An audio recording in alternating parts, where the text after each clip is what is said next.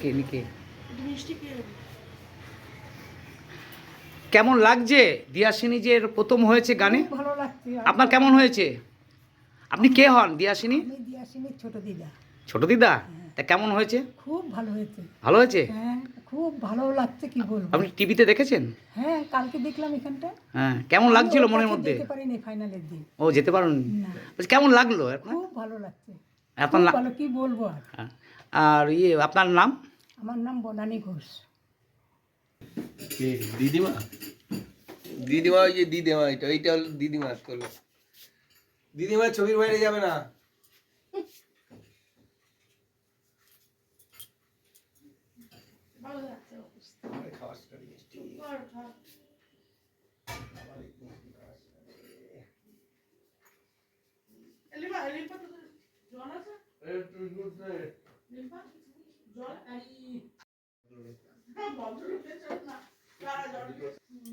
ঠাকুর সবার মঙ্গল কামনা করি, যে যেখানে থাকে সবাই ভালো থাকুক। ওদের দেয়াশিনী দেবরিতার জন্য দিনে দিনেই উন্নতি হয়। তা আপনার এই যে প্রথম হয়েছে আপনার নাতনি, তো কেমন লাগছে আপনার? আমি বলে বোঝাতে পারবো না কেমন লাগছে। মানে আমার অনেক জন্মের তপস্যার ফল এটা। আমি মা সরস্বতীকে সবসময় বলি যেন ওর সঙ্গে সঙ্গে থাকুক, ওকে সঙ্গে সঙ্গে নিয়ে যাক মা সরস্বতী, ওর কণ্ঠে অবস্থান করুক। এমনিতেই আমাদের সবার জীবে মা সরস্বতীর অবস্থান, এটাই কামনা করি। আপনার নামটা একটু বলবেন? আমার নাম সুমিতা ঘোষ।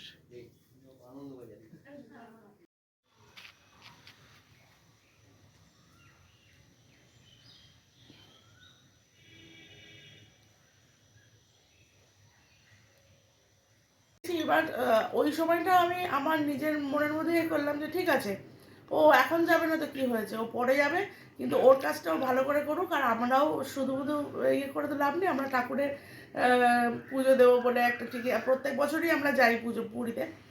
তো আমি তখন বললাম তুমি বেরিয়ে এসে তারপরে গিয়ে একদম ঠাকুরকে ইয়ে করবে।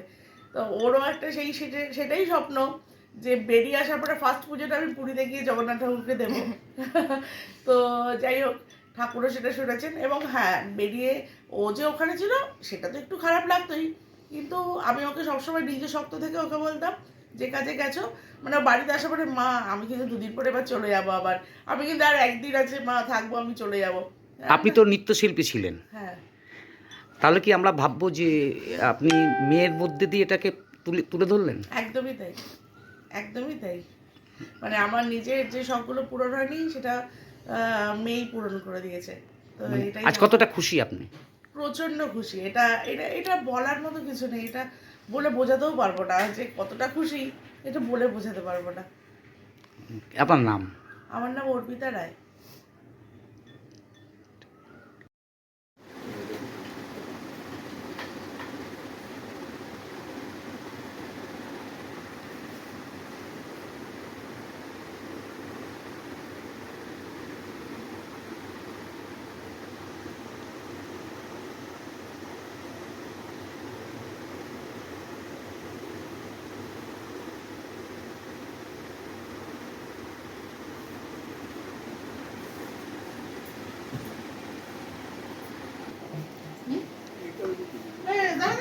পুরো মা ফেলে বেঁধে দিয়েছে সুপার সিগারেটটা। যাবো দাঁড়া।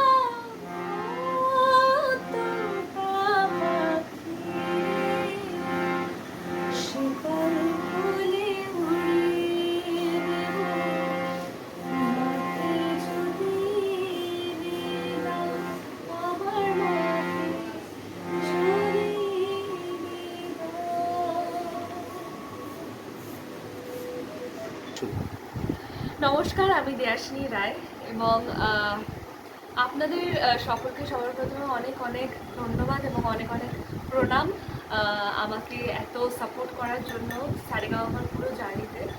এবং আজকের এই সাফল্যটা এসছে যার জন্য তো আমি মনে করি ভগবানের আশীর্বাদ ছাড়া কখনোই এটা সম্ভব ছিল না, এবং আমার বাবা মায়ের আশীর্বাদ ও অবশ্যই আমার গুরুর আশীর্বাদ ছাড়া কখনোই সম্ভব ছিল না। এবং জার্নি শুরু যদি বলতে হয় তাহলে আজ থেকে 10 বছর আগে আমি গান শেখা শুরু করি ললিত কলা একাডেমিতে, সীমান্ত সরকার একটা যোজনাদের কাছে। এবং সেখানে শুরু করার পর থেকে প্রথমের দিকে তো যেরকম হতো যে তখন অনেকটা ছোট ছিলাম, মা জোর করে গানে বসাতো বা রেওয়াজে বলতো যে এই টাইপটুকু প্রপারলি রেওয়াজ না করলে পরের সপ্তাহ থেকে গানে নিয়ে যাবো না। তো সেই ভয় ভয় মানে মা খুবই স্ট্রিক্ট ছিল, এটা সারেগামাপাতেও দেখানো হয়েছে ইভেন। তো সেই ভয়ে ভয়ে প্রথমে আমি রেওয়াজ নিয়ে বসা সমস্ত কিছু করলাম, কিন্তু ওই হয় যে 1.5 বছর 1 বছরের মাথায় গিয়ে বসতে মানে রেগুলারলি বসতে বসতে আমারও ধীরে ধীরে ভালো লেগে গেল গান বাজনাটা এমনই একটা জিনিস। তো তারপর থেকে আর মাকে বলতেও হয়নি, তারপর থেকে আমি নিজেই গান নিয়ে বসতাম এবং সমস্ত রেওয়াজপত্র আমি রেগুলারলি করতাম। এবং হ্যাঁ, রোজকারের টাস্ক আমি করে নিয়ে যেতাম ক্লাসে। তো এইভাবে করতে করতে আর আমার মা আমাকে ছোটো থেকে ছোটো ছোটো করে গোলস সেট করে দিত। যেমন আমি যখন ফার্স্টে ক্লাসে ভর্তি হই, আমার মা আমাকে বলে তোকে কিন্তু এই ক্লাসের মধ্যে যোগ্যতার নজরে আসতে হবে, মানে ক্লাসের মধ্যে ধীরে ধীরে নিজেকে সেরা করে তুলতে হবে। তারপরে আবার যখন ক্লাস চেঞ্জ হলো যে লিপা এবার এইটুকুর মধ্যে তোমাকে কিন্তু সব থেকে ভালো দিতে হবে, রোজকারের টাস্ক দিতে হবে। তো এই করে সবার প্রথমে আমি লাভ ইন্ডিয়া কিডস, যেটা এনটিভিতে টেলিকাস্ট হয়, 2018 সালে আমি লাভ ইন্ডিয়া কিডসে যাই বোম্বেতে। এবং সেইখানে গিয়ে হ্যাঁ কিছু মানে ফাইনালিস্ট হতে পারিনি, সেমিফাইনাল রাউন্ডে সেখানে আমার জার্নি শেষ হয়েছিল। কিন্তু সেখানেই তো থেমে থাকা নয়, তারপরে আরও আমি রিয়েলিটি শোজ প্লাস তারপর থেকে নানা অনুষ্ঠান করি, নিজের ফ্রিনেস এবং সমস্ত কিছু দর্শকদের বুঝতে পারা তারা কী ধরনের গান চাইছে আমার কাছ থেকে, এগুলো সমস্ত কিছু বুঝে বেশ কিছু 2 বছর মতো অনুষ্ঠান করে।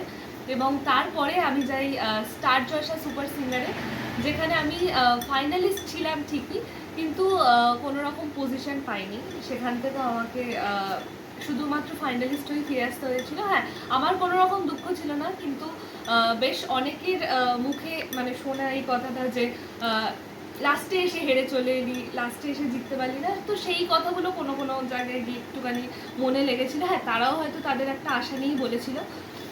তো তার জন্য এইবারে চেষ্টা করেছিলাম নিজের একদম বেস্টটা দিয়ে পারফর্ম করার। তো তারপরে আমি তারও 2 বছর বাদে সারেগামাপাতে আসি এবং সারেগামাপায় এসে এবং এরপরে আমি জি বাংলা সারেগামাপাতে যাই। এবং আমি গিয়েছিলাম মার্চ মাসে, আমি অডিশন দিই জি বাংলা সারেগামাপার, এবং তারপরে তো সিলেকশন হয় এবং আমাদের প্রচুর অডিশনস হয়, প্রায় 7টা-8টা মতো আমাদের অডিশন রাউন্ড হয়। এবং তারপরে ধীরে ধীরে মেন রাউন্ডে ওঠায় এবং জুন মাস থেকে আমাদের টেলিকাস্ট দেখানো স্টার্ট হয় জি বাংলা সারেগামাপার। তো সেইখান থেকে আর প্রথমের দিকটা বেশ টলমলো ছিল। প্রথমের দিকে নিজেকে প্রথমে পারফর্ম দিয়ে নিজেকে প্রুভ করতে আমার একটু টাইম লেগেছিল, বেশ 2-3টে মতো এপিসোড। তারপরে গিয়ে আমি নিজের বেস্টটা দিতে পারি এবং জাজেসরা তারপরে আমার সেই ইমপ্রুভমেন্টটা সারেগামাপায় থাকাকালীনের যে ইমপ্রুভমেন্টটা সেটা থেকে খুব অ্যাপ্রিসিয়েটও করেন।